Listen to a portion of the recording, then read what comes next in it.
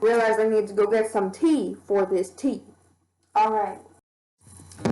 Hey guys. Okay, so one of the great benefits of being an animal science major, specifically the companion animal track, is you get the opportunity to work in classes where you're going to learn about behavior and training of certain animals.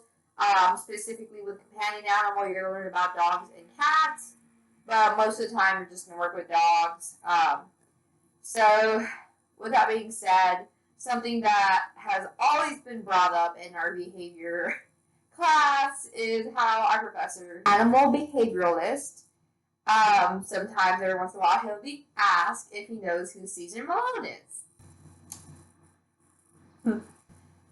In a way that is offensive to just automatically assume that all trainers are going to be like Cesar Millan, or even in some cases to refer to Cesar Millan when talking to certain trainers. My professor is definitely one of those trainers that is a, power of the cookies kind of guy. As a vet tech, a lot of our free training is power of the cookies, not using dominance, instead using other things like treats or any other like toys, maybe using towels to kind of block the stimulus that's causing an animal to react to something. That's what, as an animal science major, we're trained. And the whole point is to get rid of the whole dominance in our brain, into the more of the power cookies kind of training, and using more better methods that aren't exactly so aversive. With that being said, let's react to Cesar Millan. This video is the one that gets shown to our class. And sure, that's not submission. Okay, submission. That's a strong word there. That's one of the things that as an animal science major you're taught. It's not about dominance. It's not about the higher up in the pack, which is kind of like Cesar Millan's biggest thing. However, I truly think that his training comes from an older generation, and I understand that some people still use this form of training.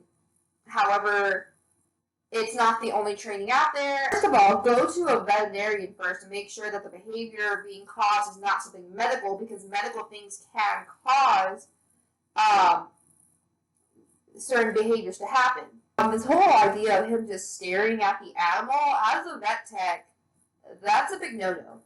Somebody new, you're going to get fight or flight, which if you take away their flight response, they're going to automatically go into fight response. Freeze or fidget. These are the 4 F's and the 4 ways an animal can react to stimuli. And definitely staring at an animal, making eye contact is a big no-no for vet techs. Okay, this is going to cause the animal to want to fight you, because eye contact in animal language is fight. Okay. So, first of all, this cornering here, and he is cornering the animal in a way. So you have to understand, you take a dog flight response away, then you're going to get fight. When he does that thing when he squats and he's just blocking the ways for the dog to go, that the dog visually does not see a way that it can escape, so it's going to go into fight. And then when he's doing this right here where he taps the dog, which he does a lot, he is adding something to the dog in order to make the dog move away or stop something, to stop a behavior. Well, I've seen so far, big no-no. Don't do this. There's no build up to this where he's asking questions to the owner like, hey, does he usually do this with this, or does he usually do this with that? Does he usually act this way only with you? Or if your wife fed the dog, does it act the same way? Things like that. Cesar, I hate to tell you, but you're not exactly the perfect example of what our professors are trying to teach us. In other words, we don't exactly want people sticking their hands up in the dog that's growling, because that causes people to get hurt. Dog is cut off there. Again, we go back to, if you take a dog's flight response away, it's going to fight. It has no other option. That's 101. This dog is so nervous. Other than the fact that they're already trying to bite and snap, and its body posture is telling you. This dog is licking its lips. Licking lips are a big sign of, hey, I'm so nervous right now. Hey, what you're doing is not making me comfortable. Cesar, I think you're just hyped up on the adrenaline of doing this kind of training. But there's other methods that avoid such danger. Anyways, we all started laughing in the class when they showed that guy's face, because like, that just goes to show, like, if you go put your method out there, other people are going to see it that don't know what the hell they're doing, or don't know other ways of doing or training an animal, and then they think this is the correct way or the only way in some ways, and then they treat their animals that way. And if they're not doing this properly, then you straddle this line of, are you training an animal or are you abusing it?